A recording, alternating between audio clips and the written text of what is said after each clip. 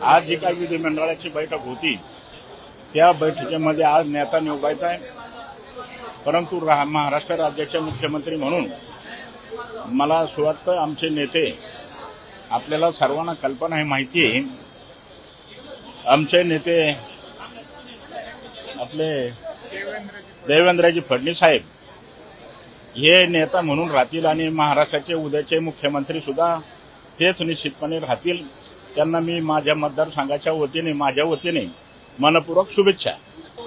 फडणवीस साहेबांनी जे काय 2019ला सांगितलं होतं तर मी पुन्हा येईन आणि आज 2024ला त्यांनी जी काही स्वप्न होतं ती स्वप्न साकार करण्याचं काम महाराष्ट्राच्या जनतेने आणि विशेष करून सर्व आमदारांनी केलं, त्यांना सुद्धा मनापासून धन्यवाद। बाळासाहेब थोरातांचा तर हा पराभव निश्चित ठरलेलाच होता।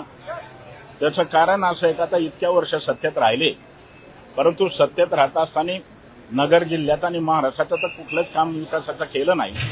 परंतु ज्या मतदारसंघामध्ये 7 वेळाला विजय मिळवला त्या मतदारसंघामध्ये प्रत्यक्ष मला असं वाटतं कुठलाच विकास पाहायला मिळाला नाही आणि एक साध्या माणसांनी, गरीब कुटुंबातल्या व्यक्तींनी त्यांचा आज पराभव खरं वास्तविक पाहता पाहायला मिळण्याचं काम झालं।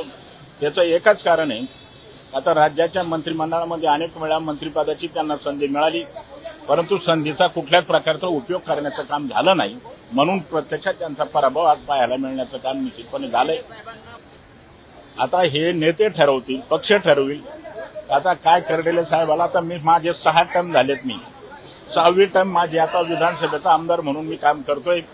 त्यामुळे आता एखाद्या वेळेस नक्कीच नेते मंडळी माझा विचार करतील असा मला विश्वास आणि खात्री।